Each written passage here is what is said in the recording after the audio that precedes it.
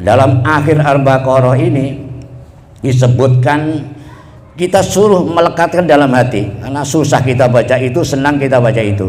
Lillahi ma fis samawati wa ma, milik Allah apa yang ada di langit, apa yang ada di bumi. Ini kudu pelan-pelan. Tauhid itu masuknya pelan-pelan. Kalau secara kasar nggak masuk. Perhatikan, saya ulangi, apa yang ada di langit, apa yang ada di bumi itu adalah milik. Nah, itu kalau sudah sadar itu nanti kita nggak merasa ini, nggak merasa itu. Kalau punya ilmu itu juga pemberian Allah. Kalau punya harta itu juga pemberian Allah. Jadi apa saja di bumi ini, termasuk tahun. Ya, sebenarnya nggak ada istilah tahun Islam atau tahun Kristen. Semua tahun itu adalah punya Allah. Yang terpenting bagaimana kita mengisinya. Ya walaupun tahun Islam kalau kita bermaksiat sarwa kene.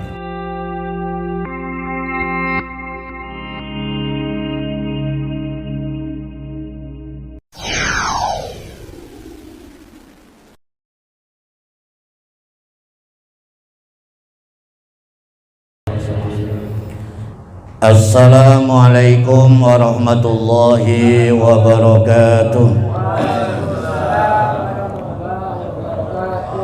Bismillahirrahmanirrahim. Alhamdulillahi rabbil alamin wa bihi nasta'inu ala umurid dunya waddin.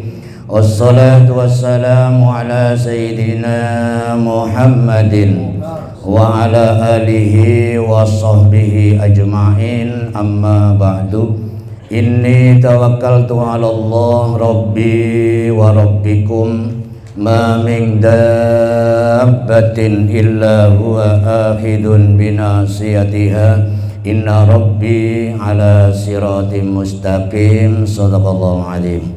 Bapak-bapak serta saudara-saudara sekalian yang saya hormati, semoga Allah Subhanahu wa taala senantiasa melindungi kita, memberikan kemudahan kepada kita, kelancaran, keberkahan, keselamatan kepada kita semuanya untuk menghadapi tahun-tahun yang akan datang.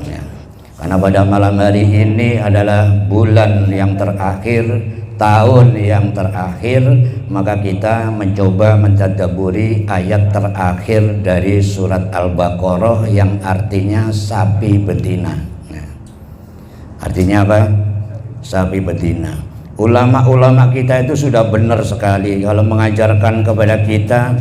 Susah kita juga kembali kepada Al-Quran, senang kita juga kembali kepada Al-Quran. Lihat saja ulama kita ngajarinya. Kalau kita syukuran-syukuran ini baca tuh awal tuh alif lam mim, tengahnya ayat kursi, akhirnya Al-Baqarah. Ibarat kita mendapat sapi itu ya lengkap, dapat kepalanya, dapat tengahnya, juga dapat buntutnya. Jadi lengkap, karena yang disebut berkah itu mencukupi buat kita, semuanya ada. Nanti kalau ada badannya nggak ada kepalanya, ini mungkin juga curiga juga kita, ya kan? Apa sapi beneran, apa sapi jadi-jadian? Kalau tengahnya saja nggak ada buntutnya, ini juga mencurigakan. Jadi kita walaupun cuman memiliki sapi satu tapi lengkap. Walaupun kita imannya itu tidak sekuat sahabat tapi lengkap strukturnya. Karena yang lengkap itu ibaratnya bulat. Bulat itu mudah dia gelindingnya. Gelindingnya apa? Mudah, diajak kebaikan gelinding, cepat. Ya, diajak ke sholat gelinding cepat. Kenapa? Karena bulat. Ya memang Allah menciptakan kita ini beda-beda. Seperti barang yang bulat aja lah. Ada kacang hijau juga bulat dia. Ada kelereng juga bulat, ada bola juga bulat. Jadi sesuatu yang bulat itu, yang lengkap itu, insya Allah kita akan mudah mendekatkan diri kita kepada Allah Subhanahu wa Ta'ala. Maka struktur iman itu kan tiga itu. Pertama diucapkan, kedua dikenali atau dimakrifati di dalam hati, ketiga dilaksanakan dengan anggota tubuh kita. Itu bukti iman. Anggota tubuh kita kan banyak, ya mana saja yang bisa kita gunakan. Kalau kita dijadikan orang kaya, gunakan tangan kita untuk memberi, ya kan. Kalau kita jadi kepala, ya gunakan kepala kita untuk berpikir yang baik, yang baik-baik. Yang jelas itu anugerah Allah Subhanahu wa ta'ala. Dalam akhir Al-Baqarah ini disebutkan kita suruh melekatkan dalam hati, karena susah kita baca itu, senang kita baca itu. Lillahi ma fis samawati wa ma, milik Allah apa yang ada di langit, apa yang ada di bumi. Ini kudu pelan-pelan. Tauhid itu masuknya pelan-pelan. Kalau secara kasar nggak masuk. Perhatikan, saya ulangi, apa yang ada di langit, apa yang ada di bumi itu adalah milik. Nah, itu kalau sudah sadar itu, nanti kita nggak merasa ini, nggak merasa itu. Kalau punya ilmu itu juga pemberian Allah. Kalau punya harta itu juga pemberian Allah. Jadi apa saja di bumi ini, termasuk tahun, ya. Sebenarnya nggak ada istilah tahun Islam atau tahun Kristen. Semua tahun itu adalah punya Allah. Yang terpenting bagaimana kita mengisinya. Ya walaupun tahun Islam kalau kita bermaksiat, sarwa kene. Walaupun tahun Kristen kalau kita ngaji, nah begitu semua. Karena ini Allah jelas di dalam surat At-Taubah itu, inna iddatas syuhuri indallahi isna asara sahron fi kitabillah. Sesungguhnya bilangan bulan itu menurut Allah itu ada 12 bulan. Bulan Masehi ada berapa bulan? 12. Bulan Hijriah ada berapa bulan? 12. Kalau bulan Masehi itu dia ngitungnya matahari, matahari punya siapa? Ya. Kalau Hijriah itu ngitungnya bulan malam, bulan punya siapa? Punya Allah juga. Itu dasarnya itu ngitungnya. Makanya kalau apa namanya Masehi ini nanti jam 12 malam. Tapi kalau Hijriah, ya maghrib udah kelihatan. Bahkan habis dohor itu udah kelihatan. Jam 2, jam 3 itu udah kelihatan. Makanya kalau zaman dulu ya jam 2 itu ya ketika besok puasa ya udah seru, udah nabuh beduk, udah ini ya kan, udah ketahuan dari siang. Udah ketahuan dari siang. Itu adalah milik Allah. Karena yang diamanati agama itu ya cuman jin dan manusia. Itu yang diamanati agama dan diberi pilihan oleh Allah. Dia mau atau tidak. Selain itu dia ketundukannya dipaksa oleh Allah. Matahari dia nggak boleh kayak kita, nggak taat itu walaupun sejam, walaupun sehari. Ketika suruh keluar pagi ya tiap hari kayak begitu, pagi-pagi keluar. Itu sejak diciptakan sampai nanti waktu batas yang ditentukan. Dia nggak bisa mangkir kayak manusia dan jin. Tapi kalau manusia, yang kepengen ngaji ya ngaji boleh, yang tidak ya tidak, gitu kan. Yang pengen iman ya boleh, yang nggak iman ya dibiarkan sama Allah. Jadi tidak dipaksa. Ini dua makhluk doang yang diberi pilihan oleh Allah. Dan pilihannya cuma dua, enaknya itu. Jadi kita gampang milihnya. Yang bikin bingung itu kalau ada pilihan tiga. Makanya semua dua-dua, tahun juga dua, Masehi, Hijriah. Musim juga panas, musim dingin, kayak begitu. Dua-dua, jadi kita menghadapinya mudah, mencari solusinya mudah ya. Jadi inna iddatas syuhur indallahi isna asarum fi kitabillah. Sejak Allah menciptakan langit dan menciptakan bumi. Jadi udah lama, ada tahun-tahun itu sudah lama. Dan manusia ngitungnya ya nggak dari penciptaan, orang nggak ada yang tahu, ya kan?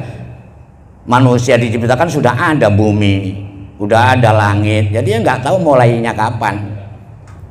Masehi juga itu yang bikin manusia, Hijriah juga yang bikin manusia. Tapi menurut perhitungan Allah 12 bulan. Itu. Kita suka pakai bulan yang mana ini orang Islam ini?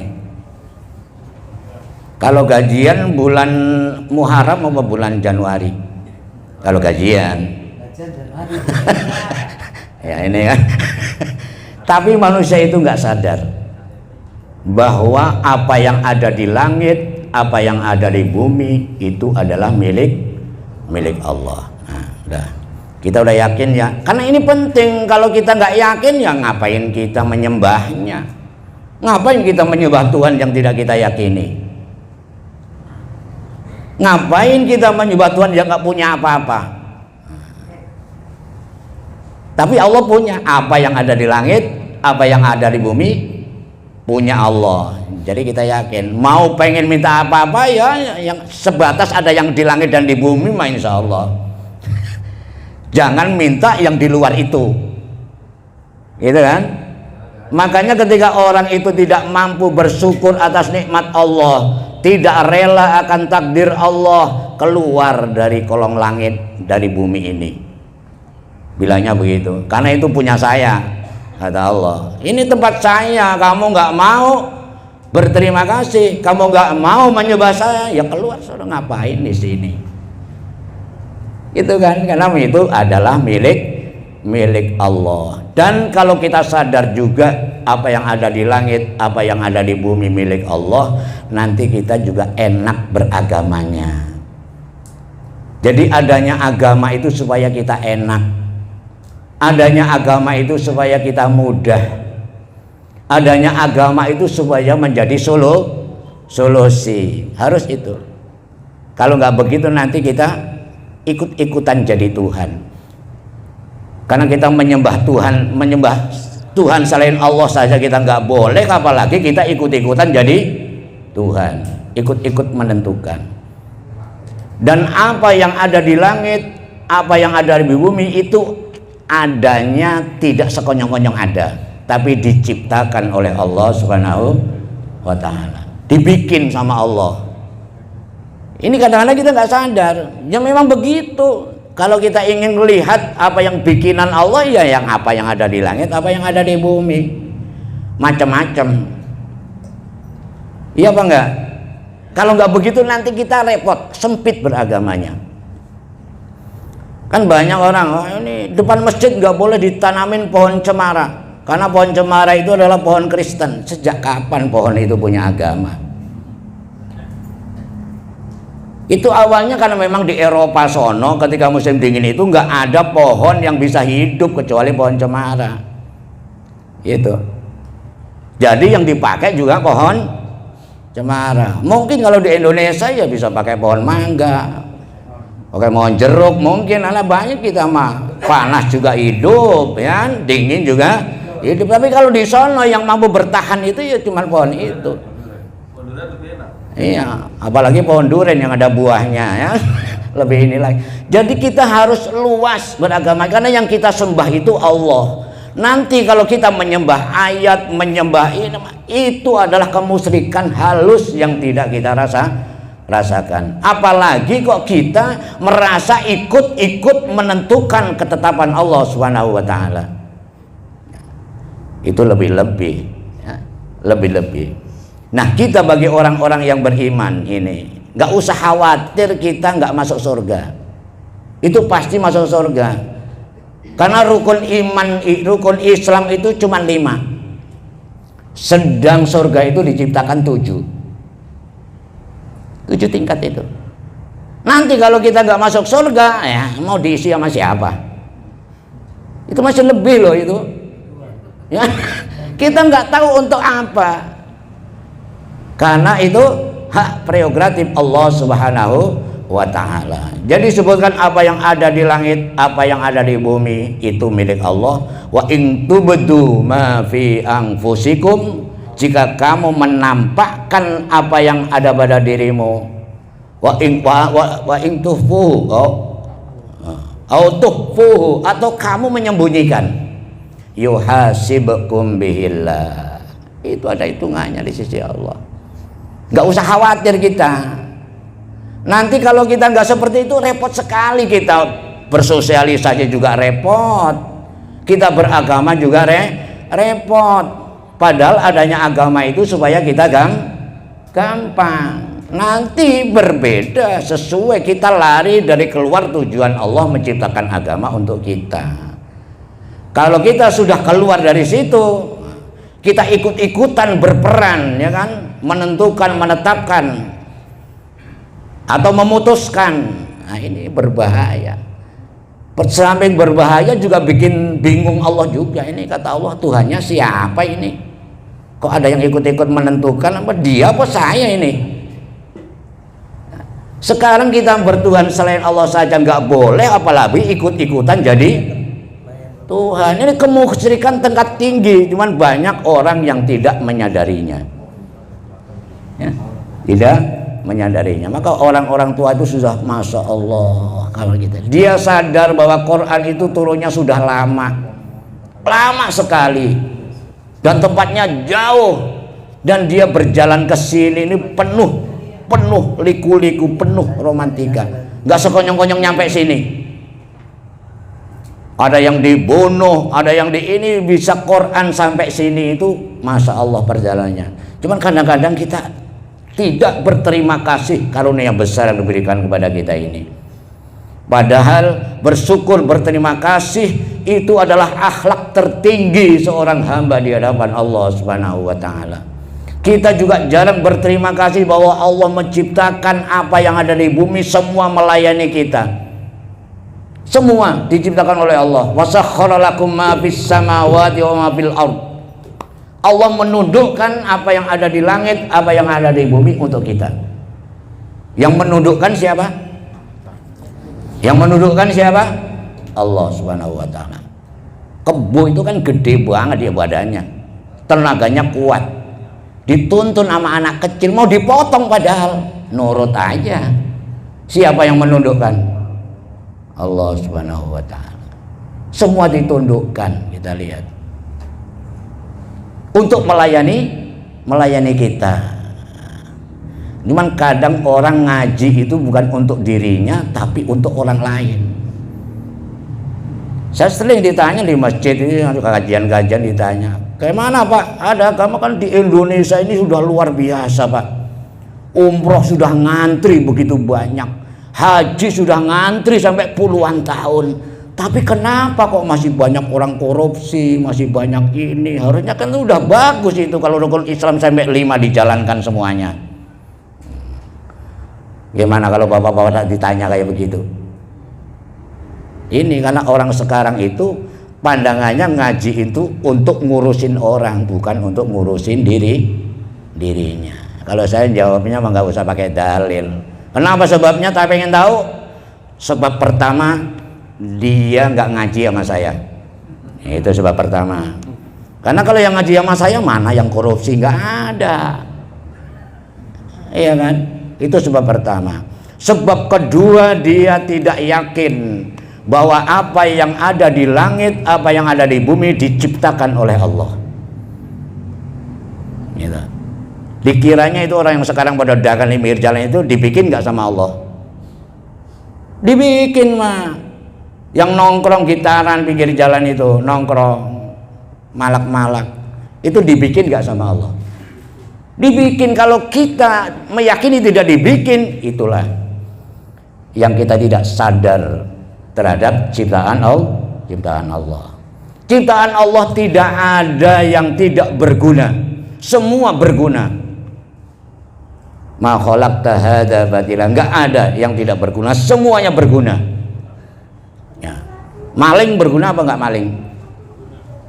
Karena kita enggak tahu gunanya aja, karena kita bukan yang menciptakan. Yang tahu gunanya itu adalah yang menciptakan. Gitu. Kalau enggak ada maling, nah nanti kayak Pak Budi Haryono baca enggak dapat kerjaan dia. Gitu kan? Adanya maling sehingga pemerintah buka ada pendaftaran polisi, ya kan? Ada hakim dapat kerjaan, jaksa dapat kerjaan, ya kan? Hansip dapat kerjaan. Kalau tidak ada, jadi semua itu cipta Pak. Tujuannya ya sebagai fasilitas untuk kita menjalankan perintah Allah. Yang bikin HP siapa itu? Bikin manusia. Ya, bikin manusia. Orang Islam apa bukan? Kita fair-fairan saja. Bukan. Tapi siapa yang make? Silakan. Karena emang dia diciptakan untuk melayani kita supaya kita hidup itu berkomunikasinya mudah, ininya mudah. Itu Allah begitu. Yang bikin pesawat orang Islam apa bukan? Bukan, Pak. Orang kafir itu bikin kadang-kadang supaya kita melaksanakan hajinya nggak jalan kaki, nggak renang di laut. Jadi cepet. Itu semua melayani kita kalau kita mau sadar. Karena memang Tuhan itu ya Tuhan kita semuanya. Sekarang orang-orang kafir itu Tuhannya siapa? Allah juga. Lalu siapa? Kenapa dia nggak menyembah? Karena dia nggak mau. Dia itu nggak mau. Kenapa? Itu dicontohkan dengan perjalanan sejarah itu, termasuk orang-orang yang dekat sama Nabi, Abu Jahal, Abu Lahab ini kan dekat banget sama Nabi, saudaranya, keluarganya. Kalau memang Nabi nepotisme mementingkan keluarganya, harusnya ya mereka itu beriman. Nyatanya juga enggak. Jadi semua itu memang diciptakan oleh Allah dan ditentukan oleh Allah. Allah mencipta dan mentakdirkan, gitu. Nanti kalau kita nggak yakin, aduh, kadang-kadang orang masya Allah, kita kadang-kadang juga sedih, Pak. Orang beragama kok sempit banget pikirannya. Ya sempit lah kalau kita hanya merasa agama itu cuman dalilnya satu ayat doang. Pada Quran itu ada 6.600 ayat, sementara dia makainya satu doang. Atau bandingannya jauh sekali.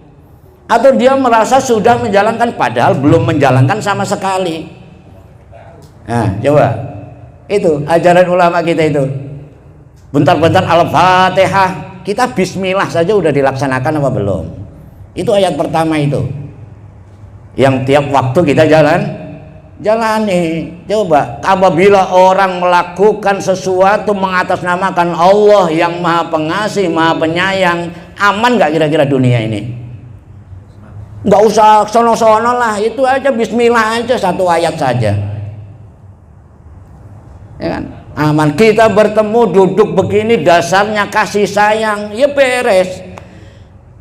Yang bikin tidak beres itu karena kita tidak berdasarkan Quran dan hadis, tapi berdasarkan nafsu kita sendiri. Dasarnya nafsu, tapi ayatnya ada pindah, ya benar, cuman itu sesuai nafsu kamu, tidak sesuai dengan kebutuhan kita. Kalau sesuai dengan kebutuhannya, masya Allah, beragama itu luar biasa. Sehingga Fatihah itu begitu pentingnya, dia menjadi bacaan wajib setiap sholat, baik sholat sunnah maupun sholat, karena begitu pentingnya. Di dalam sholat kalau nggak baca itu ya nggak sah, gitu saking pentingnya. Ulama kita mendidik kita jangan hanya di dalam sholat saja dong, ya kan? Di luar sholat juga diingat-ingat terus, gitu. Ya bersyukur kepada Allah. Bentuk rasa syukur yaitu melakukan sholat yang di dalamnya ayat-ayat pilihan. Semua adalah ayat Al-Quran. Begitu. Kenapa Allah bikin ayat banyak? Ya karena orangnya banyak.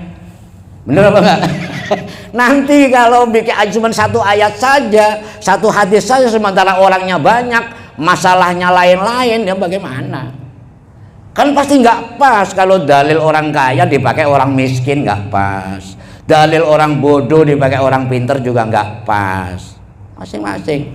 Ada dalil yang secara umum rata dipukul, ada umum. Kita harus bisa membedakan mana ini untuk umum, mana ini untuk individu. Sekarang rata, semua wajib semua. Asal wajib ya udah masif, wajib semua.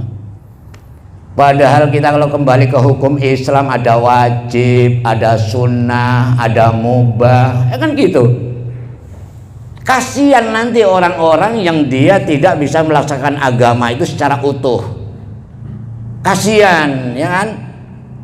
Yang orang yang baru syahadat doang, ada orang Islam itu juga Islam, itu juga umat Muhammad Sallallahu Alaihi Wasallam. Lagi-lagi karena surga itu diciptakan 7, sedang rukun Islam cuma 5. Selagi kita berkata la ilaha illallah, bersyahadat, itu pada ujung-ujungnya pasti masuk surga. Kalau dia masuk neraka ya urusan dia, bukan urusan kita. Salah sendiri banyak dosanya, ya kan? Ya kudu dicuci dulu, kan? Habis dicuci ya kudu dikebukin dulu supaya bersih. Wah, dikucep-kucep, gebuk-gebuk, setrika, ya biar rapi dulu baru masuk ke surga. Tapi pada ujung-ujungnya itu pasti akan ke surga. Itu yang harus kita syukuri loh. Kadang-kadang kita nggak mensyukuri sehingga tauhid kita tidak ditambah oleh Allah, keyakinan tidak ditambah, pengetahuan agama tidak ditambah, karena kita tidak pernah mensyukuri. Dikiranya itu hal biasa-biasa saja kita bisa syahadat itu. Tidak. Saya sering menyampaikan tidak, itu karena karunia besar yang diberikan oleh Allah Subhanahu wa ta'ala. Masa orang Betawi bisa bahasa Arab, bagaimana ceritanya? Emang syahadat itu bahasa Arab atau bahasa Jawa? Bahasa Arab, Pak. Sementara yang orang Arab lancar fasih bahasa Arabnya, Abu Jahal, Abu Lahab, dia nggak bisa itu ngucapin itu. Kita yang orang Betawi nggak tahu bahasa Arab tapi bisa mengucapkan kalimat itu. Ini karunia terbesar yang diberikan oleh Allah Subhanahu wa ta'ala. Jadi yang dibikin oleh Allah itu bukan kita saja. Kebo, sapi, kambing itu juga dibikin.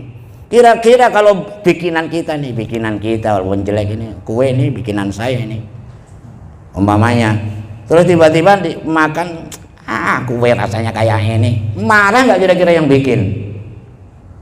Marah nggak? Marah lah, bikinannya marah. Apalagi bikinan Allah. Kamu ngapa urusannya? Orang saya yang bikin, saya Tuhannya. Kecuali kalau kamu ikut andil dalam penciptaan langit dan bumi ini. Kalau nggak ikut andil ya kita nggak usah mencaci, tidak usah memaki. Karena itu semua saya bikinan saya. Kalau kita bahasa Tuhan begitu. Itu semua adalah bikinan Tuhan. Pertanyaannya, kenapa ya kan kita kok kudu ngaji, kudu menyampaikan kayak gini? Ya kita mah hikmat saja supaya menjadi nilai ibadah. Karena semua hasil sudah ditentukan oleh Allah. Kita ngaji kayak begini ini bentuk usaha, bentuk ibadah. Nanti jadi ibadah kalau kita sudah kenal Tuhan. Tapi kalau kita tidak mengenalinya, semua itu sesuai dengan nafsunya. Makanya jadi orang yang sudah beragamanya itu betul-betul karena Allah, insya Allah hatinya juga lapang, nggak sempit. Kenapa? Karena dia merasakan bahwa apa yang ada di langit, apa yang ada di bumi milik Allah, dan kita wajib menjaganya, dan kita wajib juga menghormatinya. Cara menghormatinya dituntun. Kalau melihat gunung cakep banget itu, cara menghormatinya gimana? Apa kita harus ngangkat tangan? Tidak.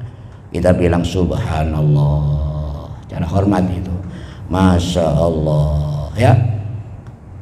Dibikin kayak begitu, dibikin. Kalau kita bosan istilahnya di dataran rendah, kita bisa ke sana, ya kan, supaya melihat dataran rendah dari dataran tinggi. Nanti kita akan tahu betapa keagungan Allah Subhanahu wa ta'ala. Saya suka menyampaikan ideologi yang dibikin itu bukan bumi langit ini saja, tapi banyak. Sementara kita belum bisa mensyukuri apa yang ada di dalam bumi ini. Banyak, Pak. Planet-planet yang lebih besar lipatan kali, 1.000.000 kali, 100 kali. Itu banyak di luar sana, itu banyak. Bumi ini adalah planet yang terkecil, paling kecil, ya. Tapi kenapa Allah kok ngurusin kita ini? Ada yang bertanya, kenapa kita diurusin? Yang taat juga diurus, yang tidak taat juga diurus. Itulah disebut alhamdulillahirabbil alamin. Segala puji milik Allah yang menciptakan seluruh alam. Kita kalau kalau sholat baca itu apa enggak? Baca, Pak. Itu sadar Rob itu yang mencipta, yang mengurus. Belum lagi di dalam surah itu ada juga la ta'khudhuhu sinatu wala naum, al hayyul qayyum. Dia menerus mengurus hambanya. Itu sebetulnya masya Allah apabila kita mau memahami. Kenapa dibaca berkali-kali? Supaya meresap ke dalam hati kita. Pak Ustadz ngaji mah diulang-ulang dulu. Iya nggak apa-apa. Itu adalah cara Allah mendidik manusia. Ayat juga diulang-ulang, kejadian diulang-ulang, bacaan Fatihah itu juga diulang-ulang. Nanti kalau ngaji itu aja bosen, lama-lama kita bosen sholat juga. Dohor yang dibaca itu juga, asar dibaca itu juga. Nah ini lama-lama kalau orang. Ya kita sebagai orang Indonesia ya kita nggak usah bosen lah makan nasi lah. Ya kan, walaupun diulang-ulang karena memang pokoknya makanan pokok kita itu. Ini yang orang nggak sadar betapa cerdasnya ulama kita akan kebutuhan hamba-hambanya. Cerdas. Semua orang mudah melaksanakan agama, bukan sekedar simbol, bukan sekedar merek-merek saja, tapi sudah menjadikan bagian dari kehidupan umat Islam. Susah loh itu, emang gak gampang menjadikan ajaran yang sudah membudaya sehingga orang tidak terasa dia melaksanakan agama. Nah kalau ketemu begini baru ya kan kita ingetin apa yang ditampakkan, apa yang disembunyikan Allah tahu, jadi kita nggak usah khawatir. Ya kan, kelihatannya dia nyadong di atas kuburan, dia nggak minta sama kuburan, dia mintanya sama Allah.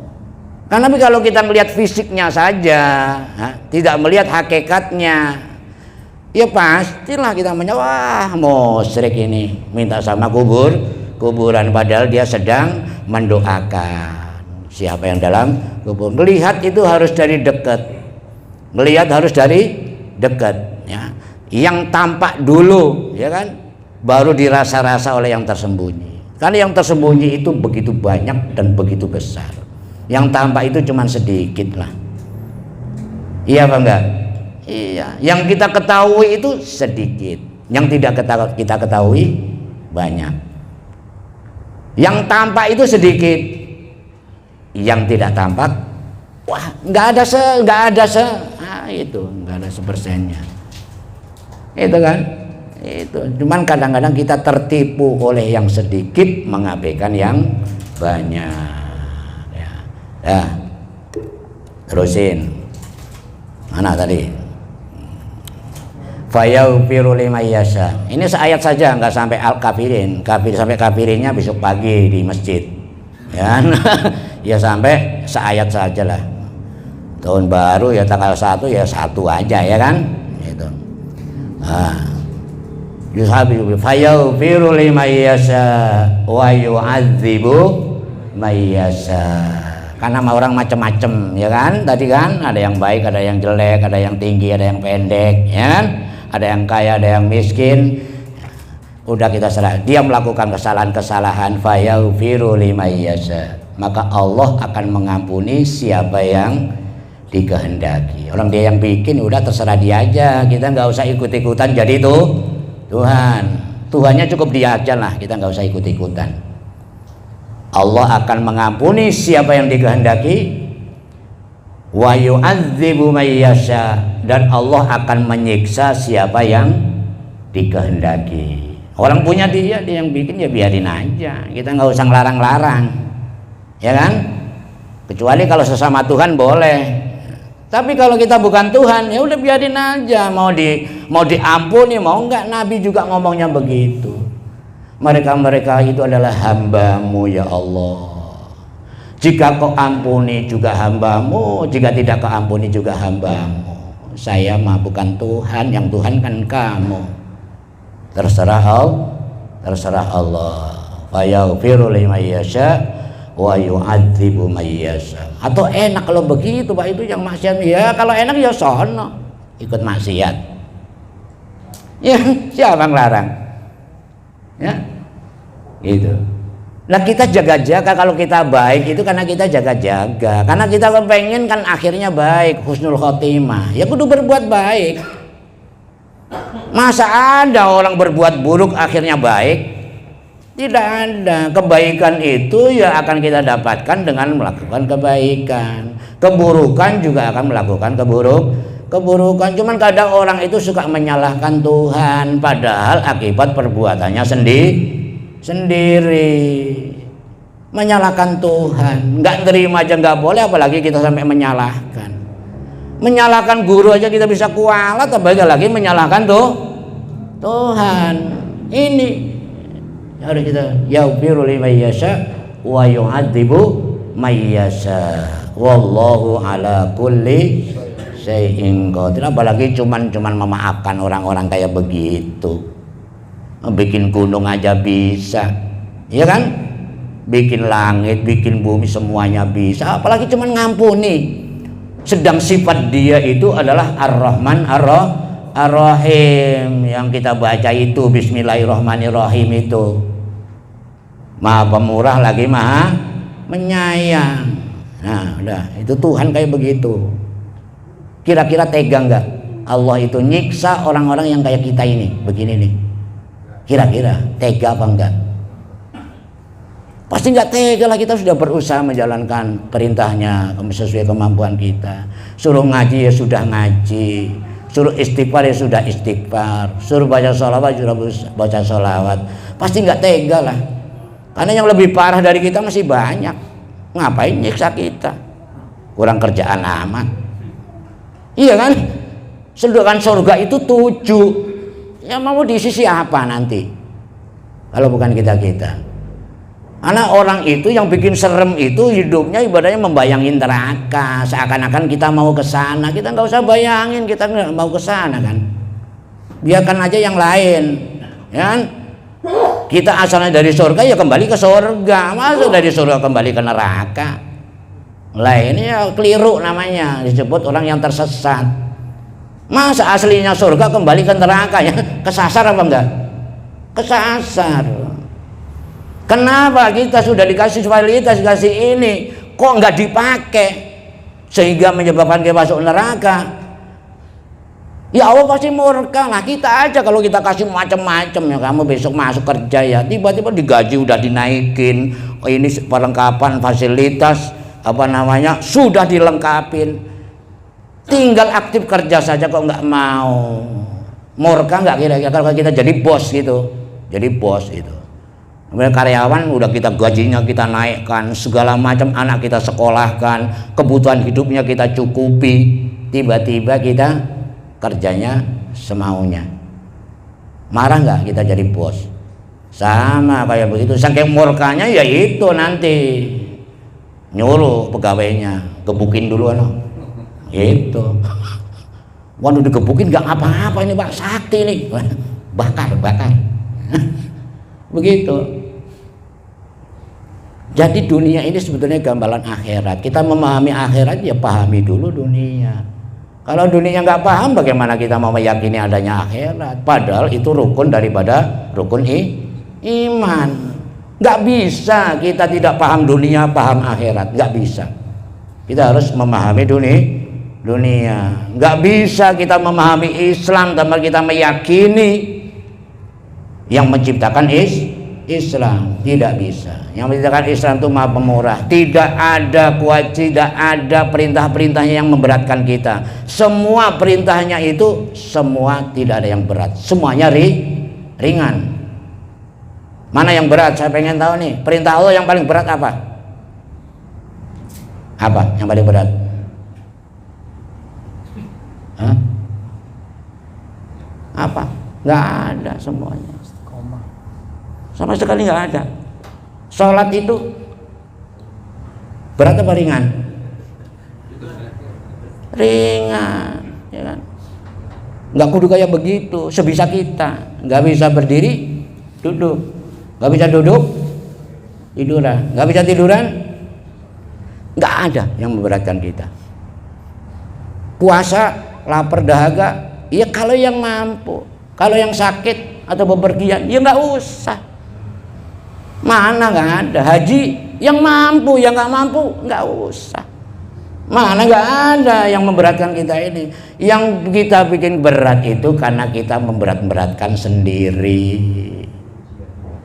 Agama itu ringan. Siapa yang memberatkan dia akan kewalahan. Agama itu mudah. Siapa yang mempersulit dia akan kewalahan, akan kalah sendiri. Kalah sendiri. Ya, kita nggak usah khawatir kalau kita udah baik, ya udah. Adapun kita apa yang kita inginkan, kita cita-cita nggak tercapai, ya memang belum, belum. Mungkin selangkah lagi, gitu. Karena ada anak muda ngetokin batu gede, kutok, kagak pecah-pecah, udah bertahun-tahun. Putus asa dia. Tiba-tiba ada aki-aki datang, kenapa anak muda kamu putus asa? Batu keras banget itu kong, saya ketok kagak pecah-pecah. Coba sini, palunya martilnya sini, sama aki-aki diketok pelan-pelan doang, biar pecah. Kata aki-aki, padahal nggak saya ketok juga pecah sendiri itu, udah kamu ketokin lama. Cuma saya nggak datang, nggak saya ketok, udah pecah sendiri. Padahal kamu tinggal satu ketokan doang. Kenapa kamu putus asa? Itu kata aki-aki itu. Makanya kita harus tekun laksanakan Islam sebisa-bisa kita, sambil kita meningkatkan kualitas keimanan kita. Batu besi batangan itu kalau digosok terus bisa jadi jarum. Ya kan? Kita nggak usah putus harapan. Yang bikin kita putus asa itu karena kita suka nambah-nambah yang lain-lain. Akhirnya yang ini nggak kelar, yang ini nggak kelar, yang ini nggak kelar. Capek, aduh putus asa. Padahal kita bukan siapa. Ngapain kayak begitu? Capek. Udah laksanakan apa yang sudah bisa kita laksanakan. Insya Allah akan memberi hasil yang terbaik. Amin ya robbal alamin. Udah gitu aja, nggak usah ada pertanyaan, udah malam ya kan. Harusnya ini saya ngaji cuma 45 menit. Cuman kalau nggak diterusin nanti ada gagal paham, gitu kan. Jadi ingat, wallahu ala kulli syai'in qadir. Jadi Allah itu terhadap tiap sesuatu itu maha kuasa, mampu semua. Jangan dibalik. Nanti innas syaitona ala kulli syai'in qadir. Ini orang-orang banyak membanggakan setan, bahwa setan itu segala sesuatunya bisa. Tidak, yang segala sesuatunya bisa mampu ya Allah. Bukan setan. Jangan sampai dibalik. Kalau dibalik, waduh sangat berbahaya. Nanti kita takut sama setan, kita takut sama neraka. Padahal Allah gampang banget. Yang firu lima yasa wa yu'adzibu mayasa. Ini dibaca ini buat wiridan pagi sore. Buat pegangan hati kita. Sekarang arus begitu deras. Kalau kita tidak punya pegangan yang kuat, kita akan hanyut ikut arus itu. Kalau kita nggak punya pegangan, nanti apa saja kita pegang. Ini bahaya. Ini yang diajar ulama, Al-Fatihah, Alif Lam Mim, ayat kursi sampai kafirin. Itu buat pegangan tauhid kita, supaya tauhid kita lebih bagus, supaya kita dalam menjalankan agama itu kita nyaman, enak dan tenang. Al-Fatihah. A'udzubillahi Bismillahirrahmanirrahim. Alhamdulillahirabbil alamin arrahmanir rahim. Iyyaka na'budu wa iyyaka nasta'in. Ihdinas siratal mustaqim. Shiratal ladzina an'amta 'alaihim ghairil maghdubi 'alaihim waladdallin.